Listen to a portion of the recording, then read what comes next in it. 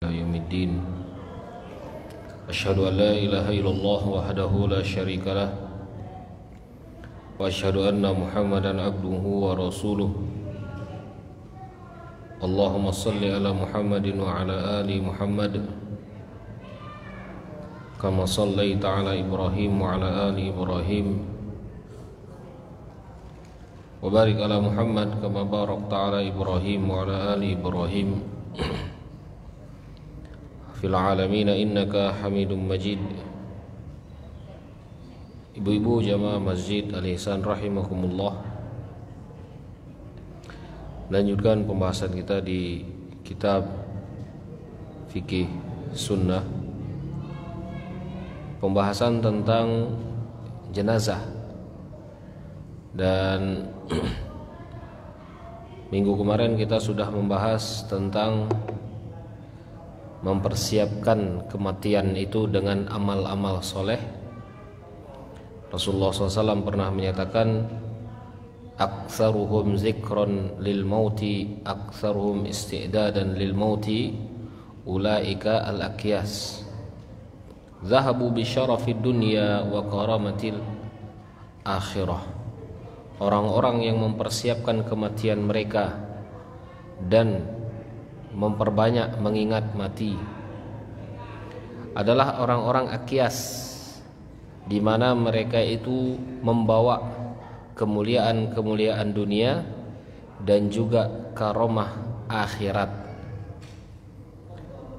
Rasulullah SAW juga pernah menyebutkan dalam hadis yang lain,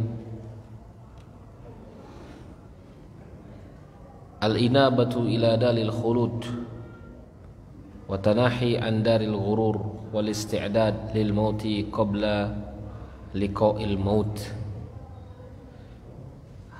Allah itu akan memberikan cahaya dalam hati kita. Yang diketahui cahaya itu ketika kita itu lebih banyak memikirkan daril khulud, tempat yang kekal. Karena dunia ini cuma tempat singgah saja. Wa tanahi an daril ghurur, kemudian tidak berleha-leha di tempat yang seharusnya kita itu mempersiapkan kematian. Begitu juga mempersiapkan kematian itu sendiri sebelum datangnya mati. Maka betapa banyak orang sekarang itu yang ingin matinya didoakan, tetapi tidak pernah mempersiapkan kematian itu sendiri. Ketika dia meninggal berharap orang-orang mendoakannya, tapi ketika dia hidup dia tidak pernah melaksanakan perintah yang Allah berikan. Padahal doa orang-orang itu bisa bermanfaat ketika kita meninggal atas izin siapa? Izin Allah. Ketika Allah tidak mengizinkan doa itu bermanfaat untuk kita ketika meninggal, itu tidak bisa bermanfaat. Ya. Maka doa orang yang masih hidup bisa bermanfaat untuk orang yang meninggal atas izin Allah Subhanahu wa taala. Bahkan Rasulullah SAW pernah ditegur ketika hendak mendoakan orang-orang munafik. Rasulullah ingin mendoakan orang munafik agar Allah itu memberikan keringanan atas azab mereka ketika meninggal. Tapi Allah tegur, in tastaghfir lahum, kalaulah engkau wahai Rasulullah meminta ampun atas mereka 70 marrah, 70 kali engkau meminta ampun untuk mereka, orang-orang munafik yang meninggal, la yaghfirullahu lahum, maka Allah itu tidak akan pernah mengampuni dosa-dosa mereka. Allah tegur. Maka ketika misalkan kita itu hidup Kita masih diberikan kehidupan oleh Allah Subhanahu wa taala, perbanyak amalan soleh kita. Jangan ketika kita hidup itu kita melupakan Allah, dan ketika kita hendak meninggal kita berharap orang lain mendoakan kita. Ya. Padahal doa kita itu bisa bermanfaat untuk orang yang telah meninggal atas izin Allah Subhanahu wa taala. Kemudian dibenci seseorang itu untuk mengharapkan kematian. Apalagi dia berdoa supaya cepat meninggal disebabkan sakit atau disebabkan cobaan hidup yang berat. Rasulullah SAW pernah menyebutkan, la yatamannayanna ahadukumul maut.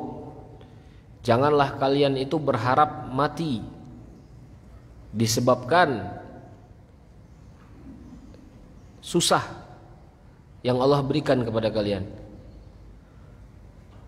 Kalaupun kita itu ingin berdoa kepada Allah Subhanahu wa taala, maka katakan, Allahumma ahyini makanatil hayat khairan li. Ya Allah, berikan aku umur panjang kalaupun kehidupan ini lebih baik untukku. Wa tawaffani idza kanatil wafah khairan li. Ya Allah, matikan aku kalaupun mati itu lebih baik untukku. Apa maksudnya matikan aku ketika mati itu lebih baik? Jangan sampai kita itu hidup dan Allah dalam keadaan memberikan fitnah yang sangat besar di dunia. Nah itu dia. Makanya salah satu nikmat adalah ketika kita meninggal, Dajjal itu belum keluar. Nikmat itu salah satu bentuk nikmat. Ketika kita meninggal, Dajjal belum keluar.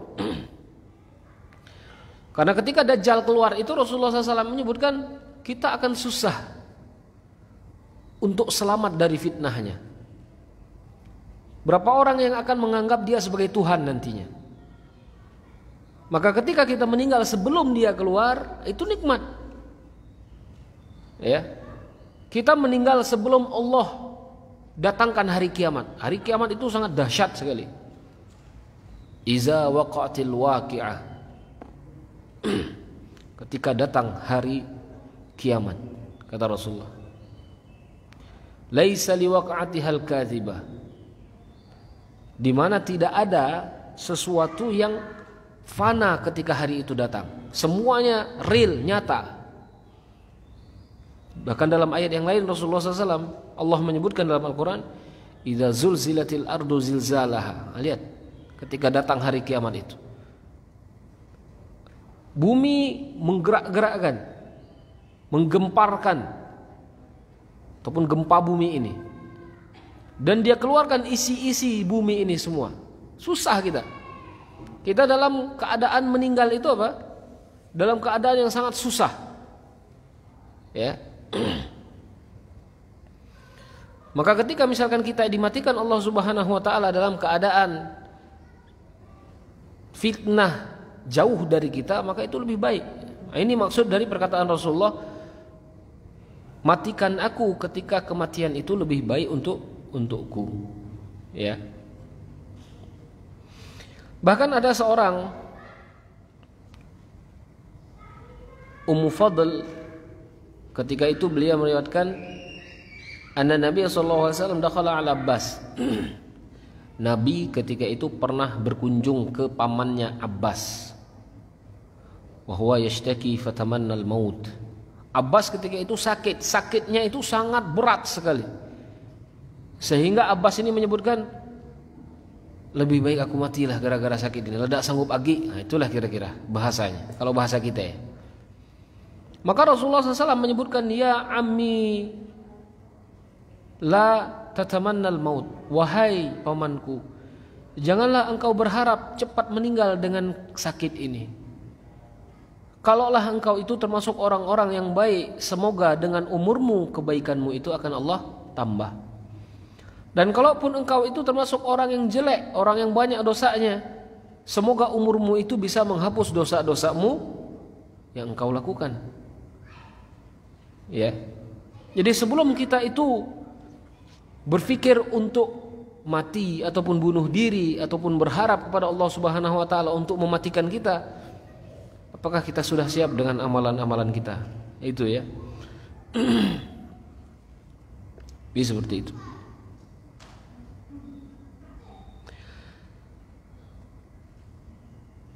Dan boleh meminta supaya Allah itu mematikan kita dalam keadaan yang baik. Bukan berarti kita itu minta mati ya, tapi meminta Allah itu mematikan kita dalam keadaan yang baik. Ya. Umar radhiyallahu anhu pernah berdoa, Umar bin Khattab pernah berdoa, Allahumma kaburat sinni. Ya Allah, umurku telah tua. Wa dha'ufat quti. Dan badanku juga sudah melemah. Ya. Faqbidni ilaika ghaira mudhi' wala mufrid. Ya Allah, matikan aku dalam keadaan yang tidak lalai. Tidak lalai dalam artian jauh dari ayat-ayat Allah Subhanahu wa taala. Boleh meminta doa seperti itu. Maka misalkan kita dalam keadaan sakit, misalkan sakit kita berat, kita berdoa kepada Allah Subhanahu wa taala, ya Allah, matikan aku dalam keadaan yang baik. Boleh. Bukan berarti kita itu minta cepat mati, bukan. Ya. Kita berdoa kepada Allah Subhanahu wa taala itu supaya kita dimatikan Allah dalam keadaan yang baik. Nah, itu tidak jadi masalah. Ya. Tapi kalau seseorang itu meminta cepat mati dikarenakan susah, apalagi dia sampai bunuh diri, maka dia termasuk orang-orang yang melakukan dosa besar. Bahkan Rasulullah SAW itu tidak mau menyolati orang yang matinya bunuh diri. Itu ya. Rasulullah tidak mau menyolati orang yang mati bunuh diri. Tapi Rasulullah menyuruh yang lain untuk menyolatinya. Bukan berarti dia kafir. Tapi Rasulullah SAW menyuruh sahabat-sahabat yang lain untuk menyolati orang yang mati bunuh diri tersebut. Pembahasan selanjutnya, fadl tulil umur ma'a husnil amal. Orang yang terbaik itu adalah orang yang Allah berikan umur panjang, dan umur yang dia gunakan dengan kebaikan-kebaikan yang menghasilkan pahala di sisi Allah Subhanahu wa taala. Rasulullah SAW pernah menyebutkan,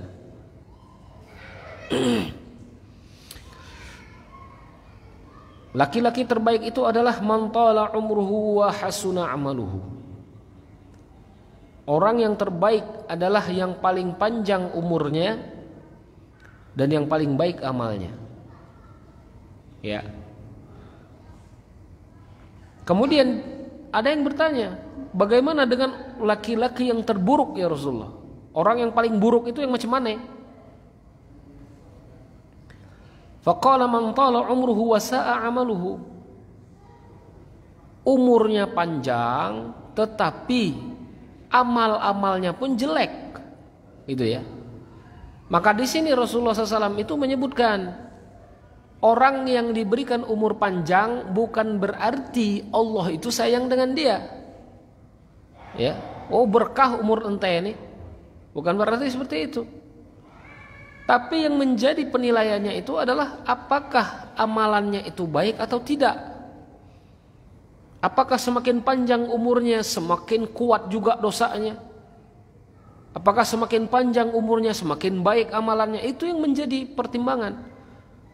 Maka kalau dia umurnya semakin panjang tapi amalannya juga semakin jelek, ini ada bau-bau istidraj namanya. Istidraj itu tahu ya? Istidraj itu Allah itu tidak mau lagi menegur dia. Seolah-olah dia itu menyangka Allah menyayanginya, padahal dia itu sedang memasukkan dia kemurkaan Allah Subhanahu wa taala. Ya. Banyak orang berpikir seperti ini ya. Kenapa orang-orang kafir ini banyak hartanya? Ya dah. Sedangkan orang-orang muslim ini ketinggalan dari segi ininya lemah-lemah saja. Atau kenapa orang kafir ini sangat bebas sekali ketika mereka hidup di dunia? Banyak orang yang berpikir seperti itu. Tapi lama azab Allah itu menimpa mereka. Ini kan pikiran kita kan kadang-kadang. Al-Quran menjelaskan seperti itu. Zuyyina lilladzina kafarul hayatud dunya. Sesungguhnya orang-orang kafir itu hanya dihiasi kehidupan di dunia. Maka lihat teman-teman kita, ada kemarin kawan ini bercerita, non muslim merayakan hari ulang tahun neneknya yang keberapa? Yang ke-100 berapa ya misalkan umurnya? Lahartosiwat. Ya. Merayakan ulang tahun dengan minum minuman keras. Kemudian dia menyangka itulah keberuntungan dia. Keberuntungan. Semakin besar rizkinya, semakin banyak umurnya itu. Untuk keluarga-keluarga dia yang di belakang. Lihat, keyakinan-keyakinan yang seperti ini. Keyakinan-keyakinan seperti ini Allah jelaskan dalam Al-Quran bahwasanya mereka memang seperti itu keyakinannya. Ya. Dan kita orang muslim jangan pernah berkeyakinan seperti itu. Keyakinan kita orang muslim adalah ketika makin banyak umur kita, semakin baik amalan kita, yaitulah orang-orang yang terbaik. Ya, orang-orang yang berdiri adalah orang-orang yang seperti itu. Dalam hadis yang lain Rasulullah juga pernah menyebutkan, ala unabbikum bi khairikum, sebaik-baik kalian itu adalah yang paling panjang umurnya dan paling baik amalannya. Ini ya. Kemudian ketika misalkan umur kita itu panjang dan juga amalan-amalan kita itu baik, maka itulah tanda kita itu akan Allah matikan dalam keadaan yang baik. Tandain. Ya. Maka di sini Syekh menyebutkan orang yang banyak melakukan amalan-amalan baik sebelum matinya, itu tanda bahwasanya dia itu mati dalam keadaan yang husnul khotimah. Ya. Tapi kalau misalkan di ujung-ujung umurnya, nauzubillah, dia melakukan dosa-dosa yang berat kepada Allah Subhanahu wa taala, bisa dipastikan bahwasanya matinya dia itu dalam keadaan mati su'ul khotimah, jelek matinya. Ya. Mati yang jelek. Nauzubillahi min zalika. Apa kata Rasulullah? Idza aradallahu bi'abdin khairan ista'malahu. Ketika Allah itu mengkehendaki kebaikan untuk seseorang, maka Allah akan menggunakannya. Kemudian ada yang bertanya, kaifa yasta'miluhu? Bagaimana Allah menggunakannya ya Rasulullah? Yuwafiquhu li'amalin salih qabla al-maut thumma yakbiduhu alaihi. Allah itu akan memberikan taufik. Taufik tahu ya? Taufik itu adalah kemudahan bagi dia untuk ibadah. Itu taufik. Tapi ada orang yang tidak diberi taufik sama sekali. Ya. Salah satu contohnya misalkan ada orang banyak duit misalkan, tapi tidak pernah pergi haji, atau tidak pernah Allah izinkan untuk menginjakkan kakinya di Makkah. Ini Allah tidak berikan taufik kepada dia. Allah tidak berikan kemudahan bagi dia. Apalagi di zaman sekarang ini. Ya. Di zaman-zaman sekarang ini sulit, nauzubillah. Ya. Misalkan ketika giliran kita nih, kita lah nunggu lama, pas giliran kita, ya, untuk berangkat haji, tahu-tahu tidak berangkat. Kemudian menunggu tahun depan lagi meninggal di pertengahan jalan. Berarti Allah tidak memberikan taufik kepada dia untuk melakukan ibadah haji. Ya. Tapi sebaliknya, Allah itu mempermudah kita dalam beribadah. Ya. Ketika kita ingin bersedekah, ade bae duit kita itu. Ketika kita ingin melakukan sesuatu, ade bae rezeki yang Allah berikan kepada kita. Ketika kita ingin haji, ade bae panggilan Allah Subhanahu wa taala. Walaupun misalkan kita itu tidak ada berduit. Ya. Setelah kita berusaha, Ya. Setelah kita berusaha. Maka itu salah satu bentuk taufik.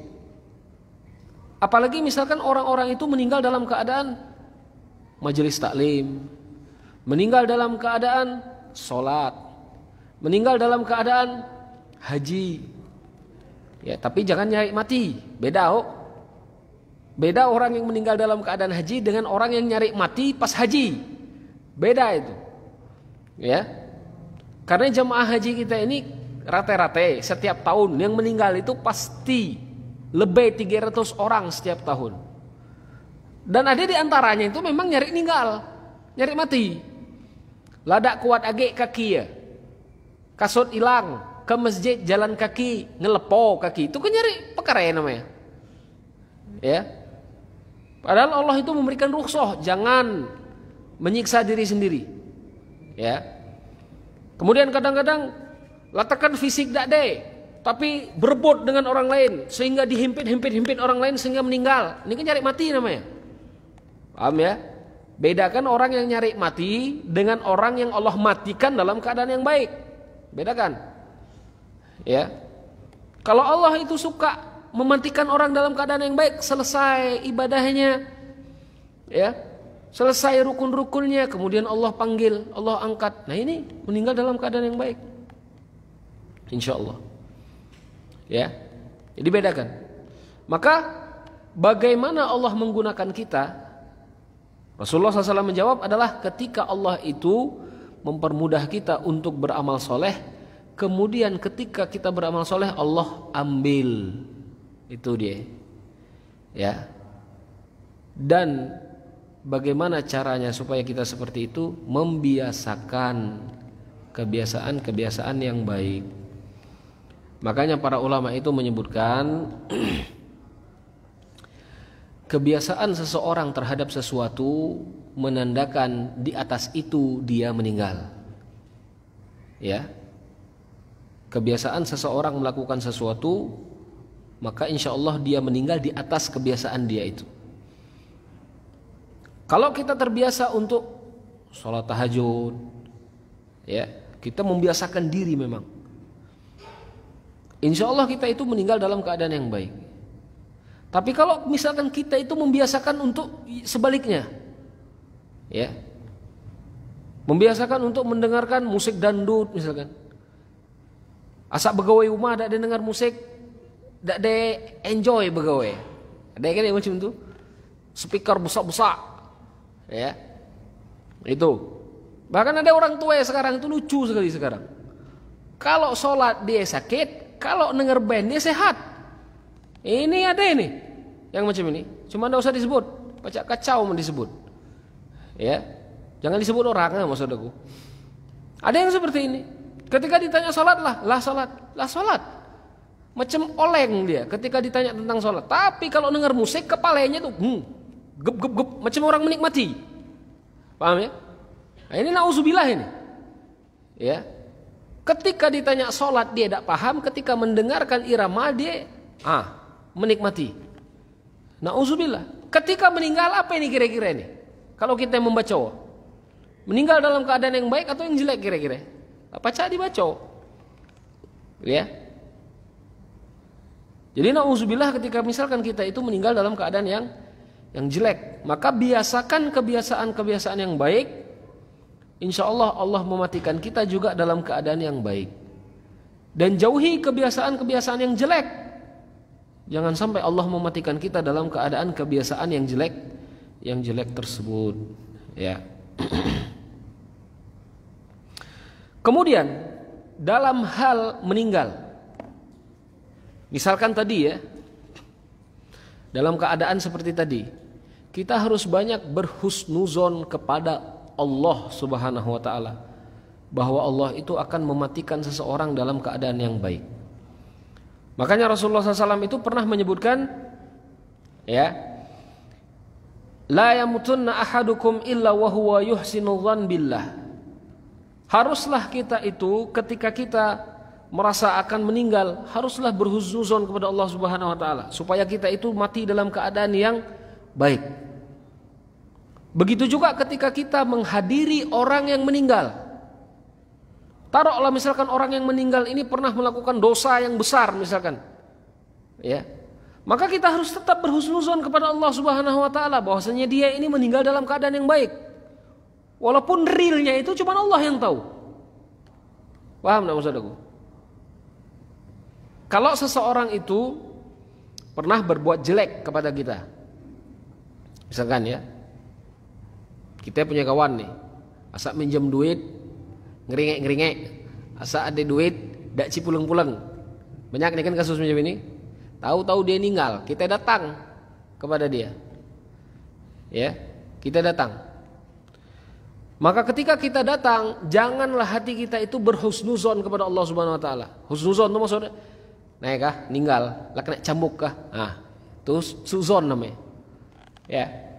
Tapi kita harus berhusnuzon kepada Allah Subhanahu wa taala. Semoga Allah ini mengampuni kesalahan-kesalahan yang dia kerjakan dan semoga Allah itu mengangkat dia dalam keadaan yang baik. Ini adab. Adab ketika kita itu menghadapi orang yang akan meninggal dan ketika misalkan kita itu juga akan meninggal.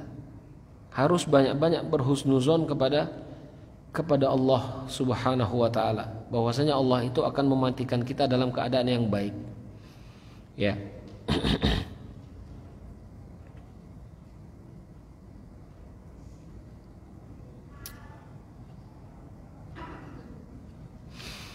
Pembahasan selanjutnya adalah istihbab ad-du'a wa dzikr liman hadara 'indal mayyit.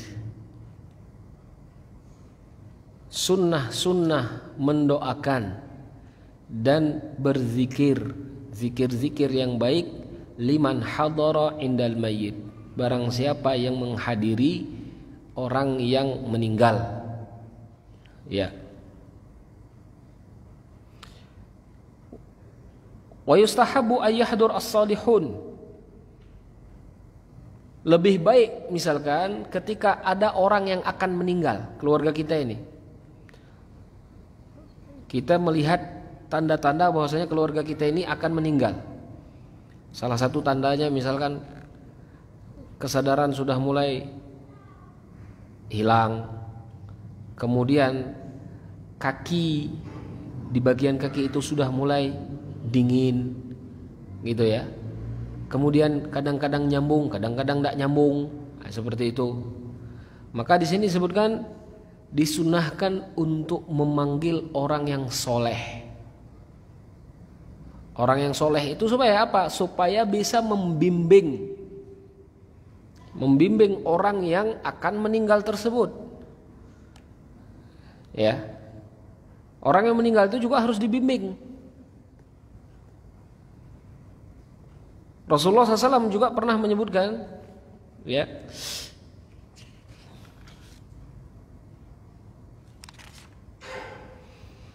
idza hadartumul marid awil mayyit faqulu khairan fa innal malaika yu'minuna ala ma taqul.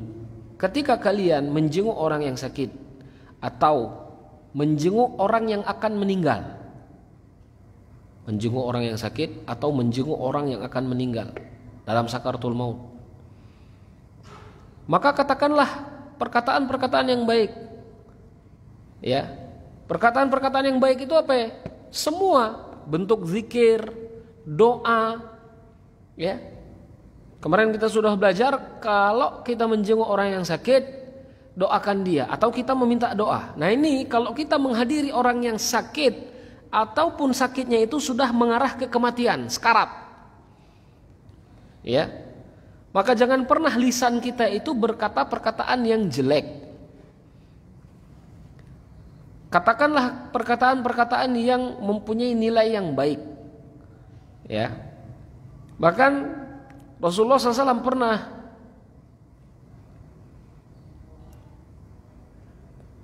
menjenguk Abu Salamah ketika itu. Kemudian ketika Rasulullah SAW menjenguknya, istri Abu Salamah langsung berkata kepada Rasulullah, sesungguhnya suamiku meninggal ya Rasulullah. Qad mata Abu Salamah. Maka ketika itu Rasulullah SAW berkata, wahai Ummu Salamah, quli Allahumma ighfirli walahu wa aqibani minhu uqbal hasanah. Ya Allah, ampunilah dosaku dan dosanya, dosa dia, dosa yang meninggal barusan. Ini diajarkan Rasulullah SAW. Wa aqibni, dan gantilah sesuatu yang baik atas peninggalan beliau. Ya. Maka ketika itu doa ini dikabulkan Allah Subhanahu wa taala. Abu Salamah meninggal, maka Ummu Salamah dinikahi Rasulullah sallallahu alaihi wasallam. Ya. Diganti dengan laki-laki yang lebih baik. Ya. Dalam hadis yang lain, la tad'u ala anfusikum illa bi khair. Fa innal malaika yu'minuna ala ma taqul, summa qala Allahumma ighfir li Abi Salamah. Janganlah kalian itu ketika datang melihat orang yang sedang sakaratul maut, jangan berkata perkataan-perkataan yang jelek, ataupun janganlah kalian itu berdoa untuk kalian sendiri, kata Rasulullah. Tapi berdoa dengan doa-doa yang baik. Sesungguhnya malaikat itu sedang mengaminkan doa kalian ketika itu. Ya. Maka betapa banyak sekarang kita itu yang lalai dalam bab ini. Ketika kita menghadiri orang meninggal, banyaknya banyak ngerumpi, banyaknya bercerita yang jelek. Ya. Berbicara faidah-faidah yang tidak bermanfaat. Ya. Jadi ketika kita mendatanginya, perbanyaklah perkataan-perkataan yang baik yang ada di sekitar orang yang sedang sekarat tersebut, dan doakan kebaikan-kebaikan, kata Rasulullah. Kemudian Rasulullah berkata, Allahumma ighfir li Abi Salamah, ya Allah, ampunilah dosa-dosa Abu Salamah. Ya. Warfa' darajatahu, dan angkatlah derajatnya ya Allah. Wa khluf fi aqibihi al-ghabirin, dan berikanlah kebaikan-kebaikan atas keluarga yang ditinggalkannya. Waghfir lana walahu ya rabbal alamin, kemudian ampunilah dosa kami dan dosanya ya Allah. Wafsah lahu qabrahu, kemudian luaskanlah kuburannya. Wa nawwir lahu fihi, kemudian terangilah kuburannya. Nah, tengok doa Rasulullah SAW ketika beliau menghadiri orang yang meninggal. Itu doanya. Bahkan doa ini juga boleh disebutkan, bukan hanya di dalam sholat. Boleh disebutkan ketika kita itu menjenguk orang yang akan meninggal, atau orang yang sudah meninggal. Boleh kita sebutkan. Ya.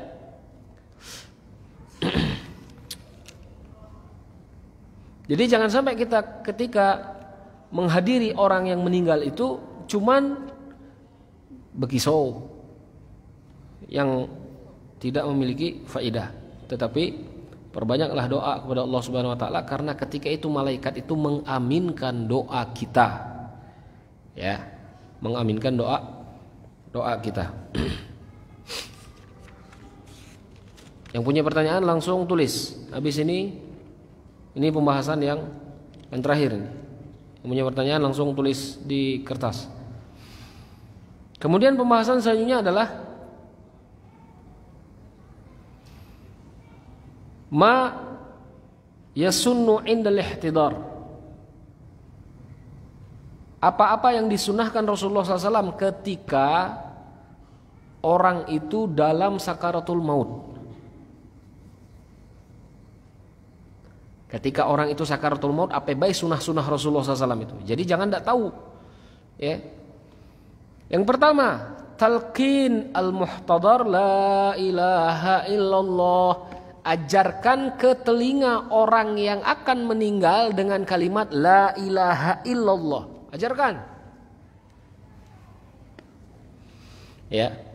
Ajarkan ke telinga orang yang akan meninggal itu dengan la ilaha illallah.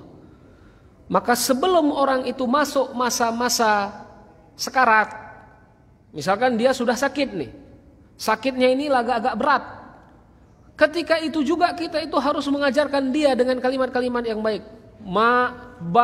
Biasakan nyebut la ilaha illallah, biasakan nyebut la ilaha illallah. Ya. Ketika masa itu juga kita harus sudah mengajarkannya. Jangan kita cuek-cuek bebek baik dengan orang tua kita yang dalam keadaan sakit itu. Kalau kita cuek-cuek bebek baik, sudah. Ya. Maka tidak akan pernah nempel perkataan-perkataan yang baik itu. Ajarkan perkataan-perkataan yang baik, terutama la ilaha illallah. Dan kalau misalkan dia sudah sakaratul maut, lahro nih, ngap-ngap, ya, bisikkan di telinganya, la ilaha illallah, sebut. Lagi, la ilaha illallah, sebut. Inilah yang disebut dengan talqin. Rasulullah SAW menyebutkan, lakinu mautakum la ilaha illallah. Ya, ajarkan mayit yang akan meninggal itu la ilaha illallah. Diriwayatkan oleh Abu Daud, ya. Wa talqin innama yakunu fil hadiril aql al-qadir 'ala al-kalam. Fa in syarada al-lab wa la yumkinu talqinuhu wal 'ajiz 'anil kalam yuraddid ash-shahada fi nafsihi qala ulama wa yanbaghi alla yalih 'alaihi dzalika wa yaqulu lahu kull la ilaha illallah khasyatan ay yujir fa yatakallam bi kalamin ghairi laik. Ajarkan mereka itu dalam keadaan akal mereka itu menempel di atas akal mereka itu masih ada. Ajarkan kalimat ini dalam keadaan akal itu ada. Jadi jangan keadaan yang tidak sadar. Ya. Ketika akal itu ada tapi agak-agak tidak nyambung. Ajarkan kalimat yang tadi. Ya.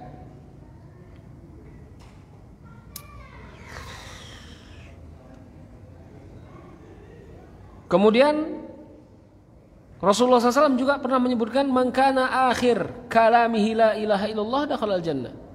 Barang siapa yang di akhir perkataan ketika beliau meninggal la ilaha illallah, maka dia akan masuk ke dalam surga. Ya, maka harus diajarkan.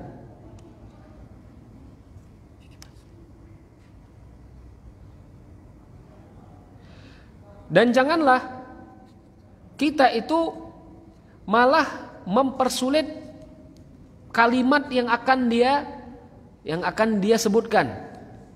Ya. Jadi yang mengajarkan itu cukup satu orang saja. Yang mengajarkan cukup satu orang. Jadi jangan ricuh di dalam ruangan itu. Wah, itu kadang-kadang. Cukup satu orang yang mengajarkan. Jangan sampai kericuhan yang ada di dalam itu malah mengganggu beliau yang dalam keadaan sakarat tadi. Ya.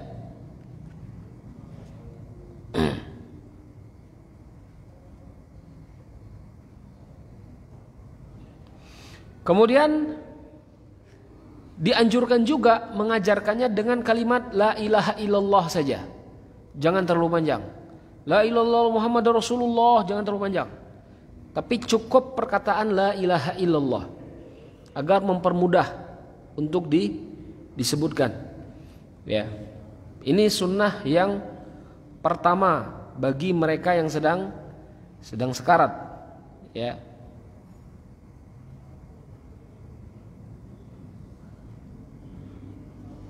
Kemudian sunnah yang kedua adalah menghadap ke arah kiblat.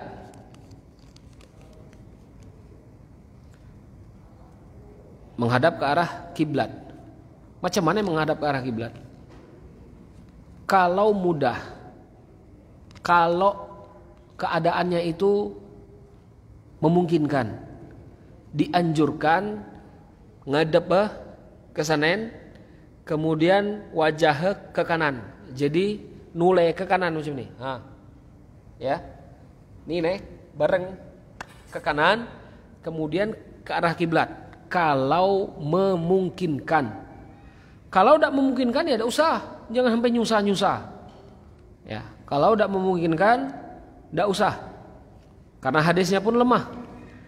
Ya, hadisnya pun lemah. Diriwayatkan oleh Imam Ahmad, anna Fatimah binti Nabi sallallahu alaihi wasallam inda mautiha istaqbalatil qiblah wa tawassadat bi yaminiha. Fatimah anak Rasulullah sallallahu alaihi wasallam ketika meninggal menghadap ke arah kiblat. Dalam keadaan beliau itu bersandar dengan bagian badan kanan ini. Berarti menghadap ke kanan kemudian menghadap ke arah kiblat. Diriwayatkan oleh Imam Ahmad. Ya. Tapi apakah ini harus dikerjakan atau tidak? Ya, maka para ulama berbeda pendapat. Sebagian dari mereka kalau mampu dikerjakan. Tapi kalau memperberat, mempersusah mayit, ya, maka jangan digawe. Ya. Pendapat yang lain indah Syafi'i. Imam Syafi'i berpendapat bahwasanya disunnahkan itu menghadap macam ini. Jadi kepala di sana, kaki di sini, kemudian agak naik. Nah, ini menghadap kiblat. Paham enggak? Kepala di sana, kaki di sini, kemudian agak ditegakkan. Ini ulama berbeda pendapat memang. Ya, cuman kalau sulit jangan dipaksakan karena memang tidak wajib hukumnya. Paham ya? Hukumnya tidak wajib.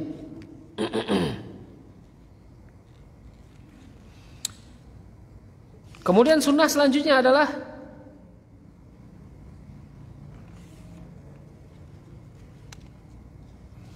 membaca surat Yasin. Membaca surat Yasin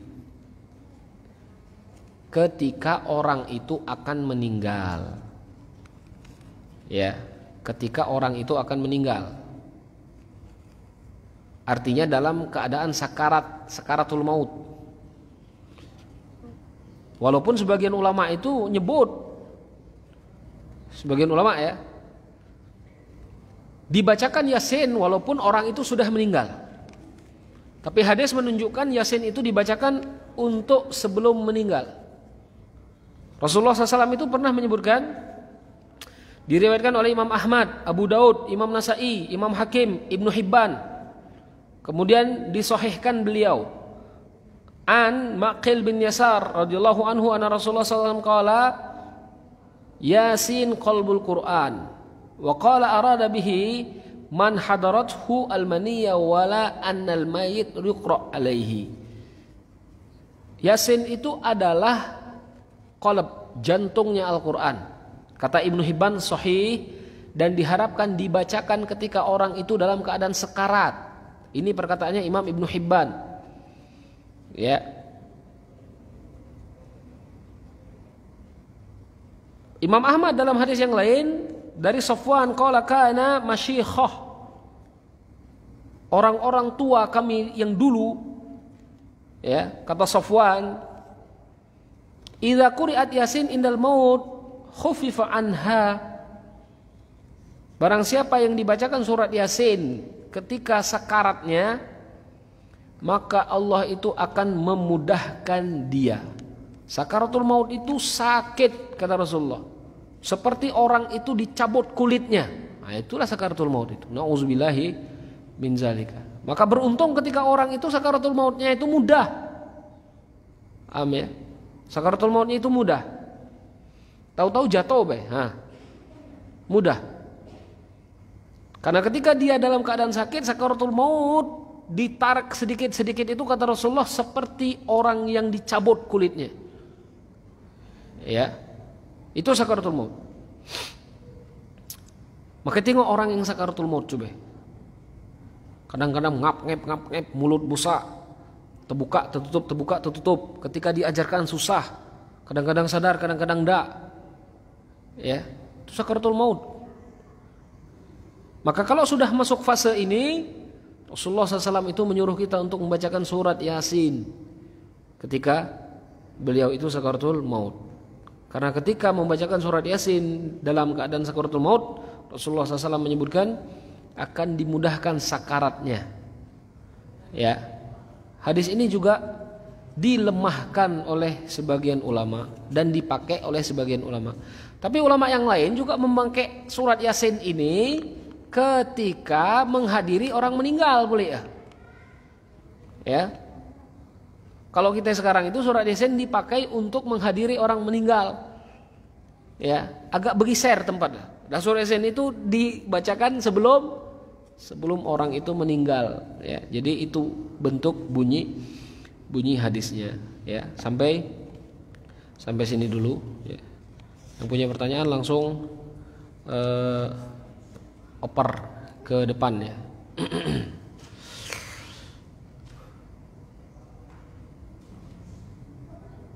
Bagaimana cara kita mendoakan orang lansia, orang yang hidup sendirian tanpa keluarga, akan tetapi dalam kesendiriannya mereka tidak sholat, malah sudah lupa cara sholat. Bagaimana kita mendoakannya? Doakan dengan doa-doa yang baik. Karena memang orang yang sudah tua kadang-kadang memang lupa, ya. Bahkan syarat wajib sholat itu apa? Syarat wajib sholat berakal. Orang yang sudah lanjut usia, yang kadang-kadang dia itu nyambung, kadang-kadang enggak. Nenek aku kadang-kadang kena anak datang lagi.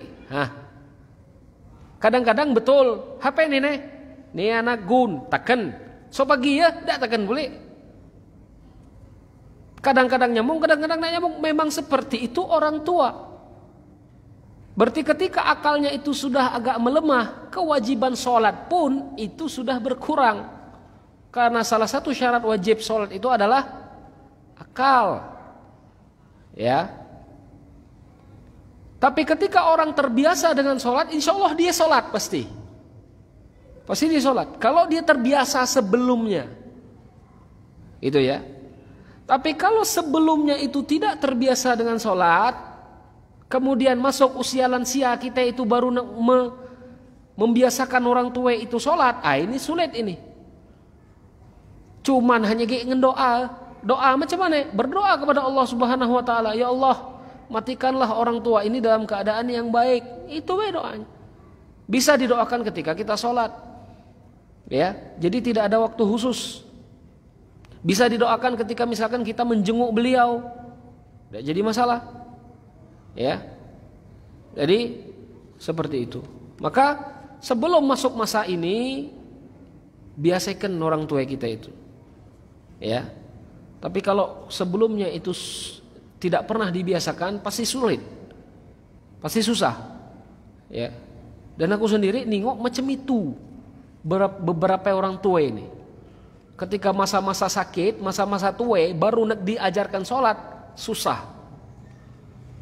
Ya, susah ketika dia tidak terbiasa di fase sebelum masuk masa ini, ya. Jika ada tetangga atau orang yang kita kenal meninggal, sebagai seorang akhwat, seberapa wajib kita menghadiri takziah terhadap yang meninggal itu? Jika suami kita sudah hadir bertakziah, apakah boleh jika kita tidak hadir? Takziah itu hukumnya sunnah, ya. Takziah itu hukumnya sunnah. Apa arti takziah? Menghibur keluarga mayit. Maka kalau kita perempuan, takziah keluarga mayit yang perempuan, jangan yang laki-laki yang kita hibur. Balak laki-laki, ada udang di balik batu, menghibur yang laki-laki, ya. Paham ya? Menghiburnya juga keluarga perempuan yang ditinggalkan takziahnya, ya. Jadi seperti itu. Wajib enggak? Tidak wajib. Dia termasuk sunnah, ya. Jadi kalau misalkan suami kita sudah berangkat takziah, menghibur keluarga yang laki-laki, ya sudah, ya. Kalau ditanya wajib, tidak wajib. Cuman kadang-kadang di masyarakat kita ini lain ketingok mendak degi. Itu ya. Mendak degi tidak ada lain. Bahkan pernah disebutkan misalkan menguburkan mayit ini seperti menguburkan binatang. Itu nauzubillah. Kadang-kadang sampai seperti itu. Baper masyarakat kita itu macam itu, baper. Ya. Jadi kalau ditanya wajib atau tidak wajib, tetapi minimal hiburlah. Nah, keluarga yang perempuan yang ditinggalkan, ya, keluarga perempuan yang ditinggalkan. Bagaimana hukumnya seorang istri yang mencium jenazah suaminya dalam keadaan sudah diwudu? Maksudnya macam mana? Mayit diwudu. Mayit itu tidak ada diwudu. Paham ya? Mayit itu dimandikan. Dan ulama sepakat mencium mayit itu boleh. Tidak masalah. Ya.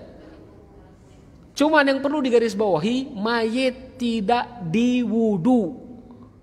Tapi mayit itu dimandikan. Paham? Oh?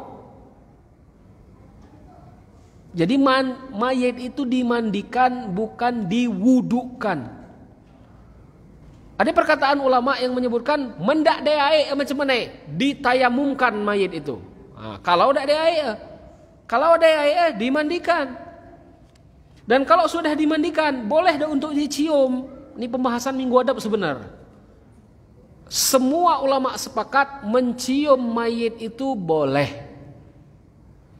Ya, mencium mayit itu boleh. Terutama kerabat-kerabat yang terdekat. Ya. Dengan tidak ada keyakinan-keyakinan yang salah. Paham? Jangan sampai kalau misalkan ada guru kita meninggal, kita nak mencium guru kita, ada keyakinan pas kita mencium tuh barokah syekh itu pindah ke kita. Nah, itu tidak ada baca seperti itu. Ya. Jadi boleh mencium mayit. Ya, boleh mencium mayit. Apalagi istri mencium suaminya. Ya.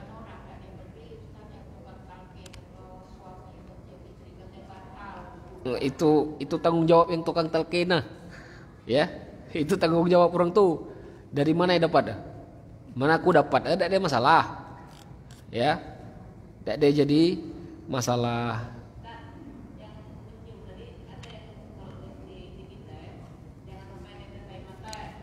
Ngapain menites saya mata? Pecah bangkit. Nuwe malaikat.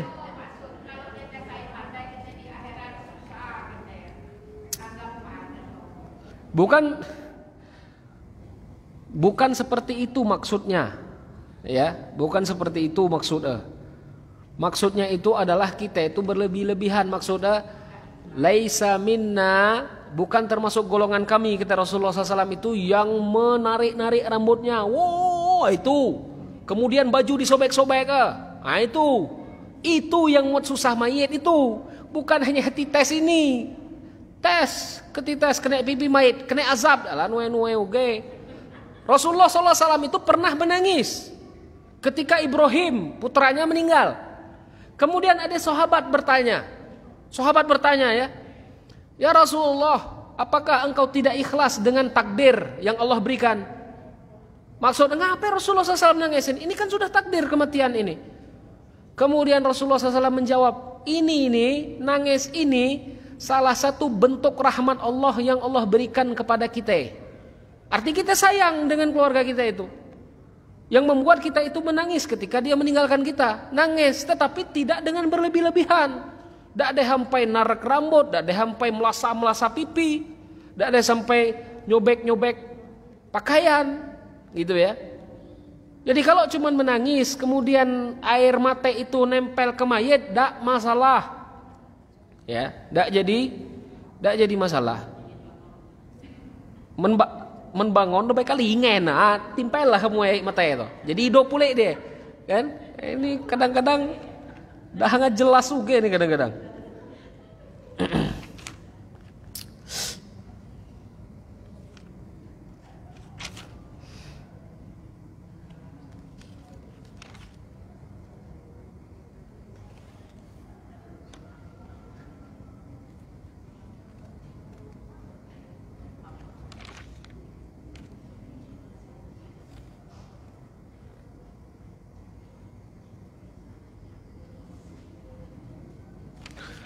Mencium mayit boleh, ya. Hilang di mana tadi lafaznya. Pembahasan minggu depan insyaallah. Ya, untuk lebih jelas detail dalil bolehnya mencium mayit, dan itu semua ulama sepakat. Jadi tidak ada kisah bahwasanya wudu mayit itu batal ketika kita cium, tidak ada kisah seperti itu. Ya, bahkan ketika hidup pun kita sekarang ini, ketika kita masih hidup kita mencium istri kita, batal tak sholat? Batal tak wudunya? Sebagian ulama menyebut tidak ada batal. Ya, sebagian ulama menyebut tidak batal.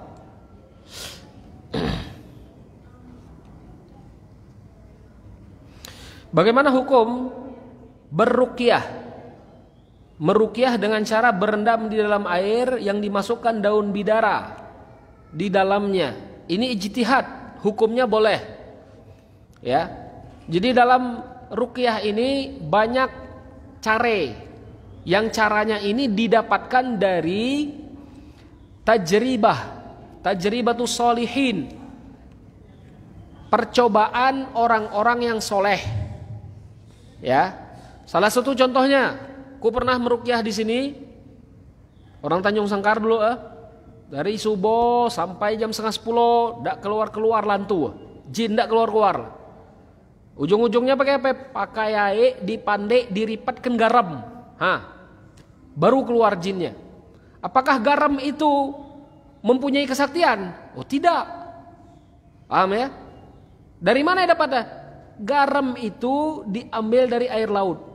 Sedangkan dalam hadis Rasulullah SAW itu menyebutkan air laut itu tohurun ma'uhu wahilun maitatuhu. Air laut itu suci, dikenceng gigi suci air laut itu.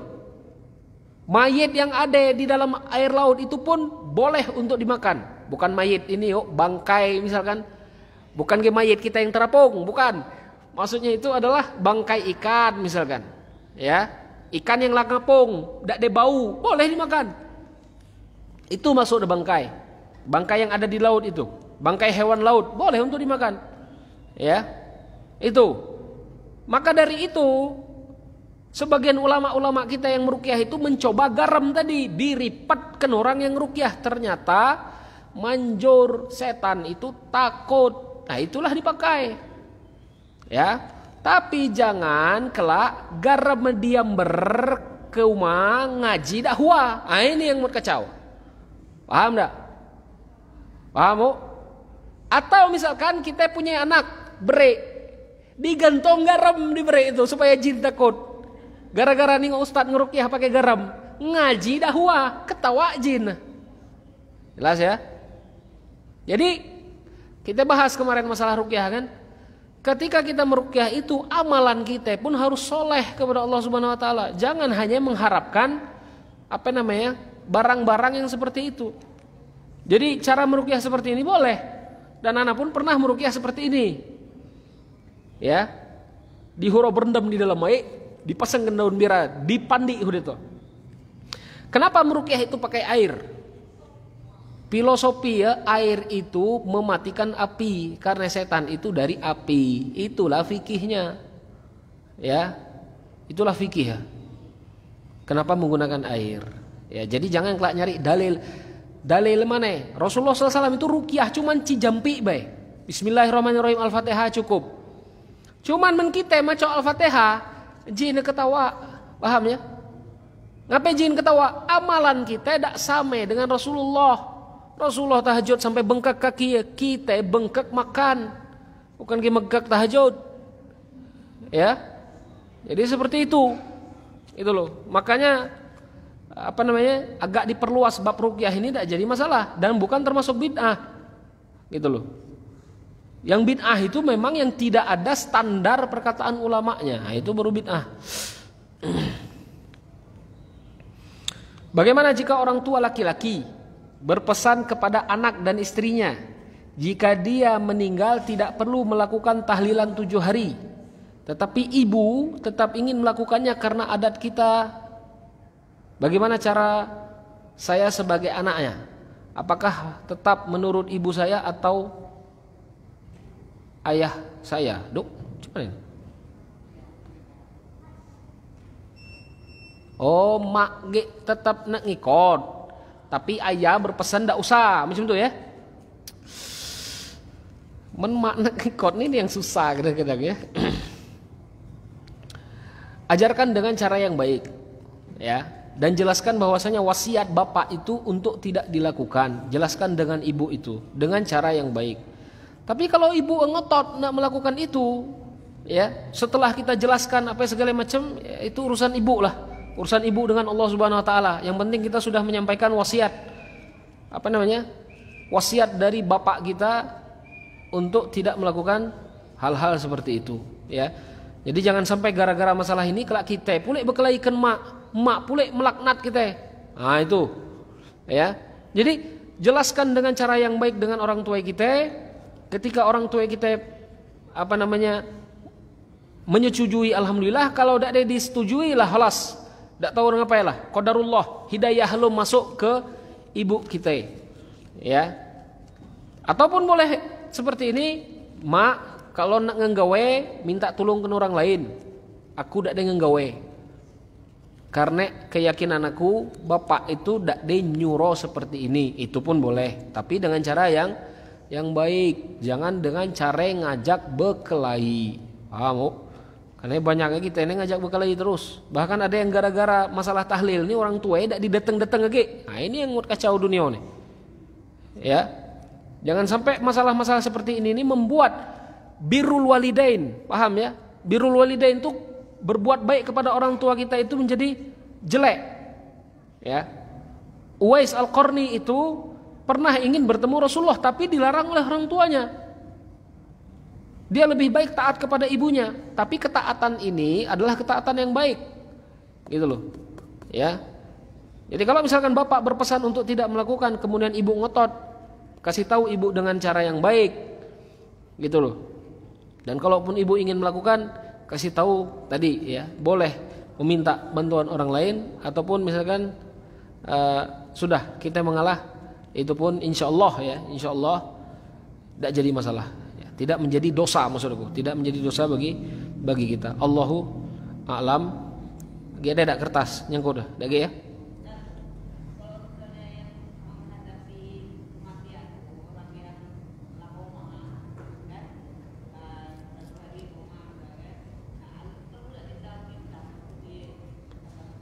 Mendak ada lagi, tidak usah ditalkin.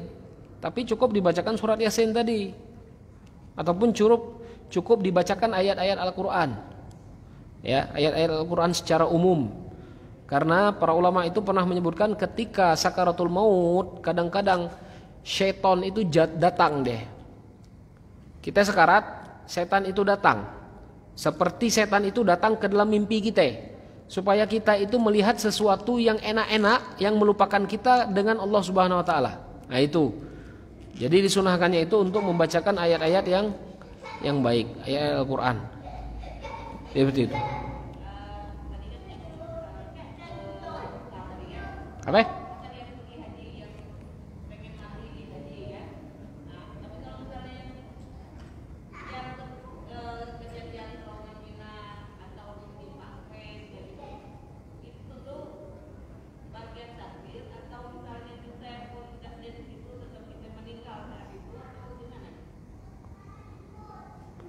Tidak paham soal.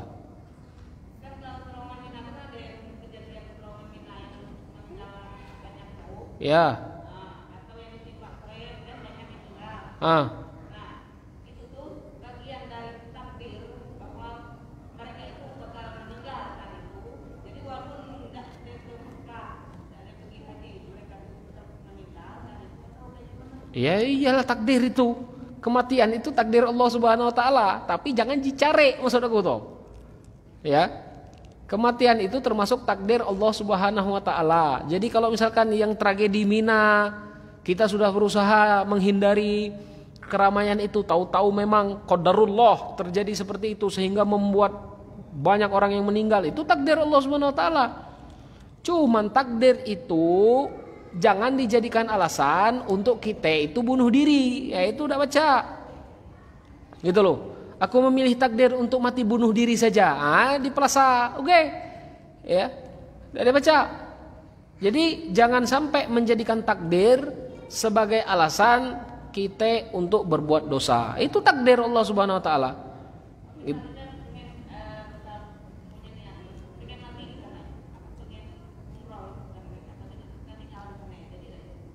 Kalau Macam mana niat? Niat macam mana? Misalkan niat macam ni, pas pergi ke umrah misalkan, niat ya Allah ambillah aku dah habillah kan ngambil. Ada macam itu caranya. Ya. Jadi bukan seperti itu niatnya. Jangan sampai kalau ujung-ujung dak ambil dari Allah Subhanahu wa taala ketika tadi tahu nyari mati di sana. Ya. Jadi tidak boleh tetap orang yang bunuh diri misalkan di Mekah tetap tidak boleh. Ya. Tidak boleh. Jadi jangan sampai kita itu melakukan perbuatan bodoh sehingga mencelakai diri kita. Itu tidak boleh. Ya.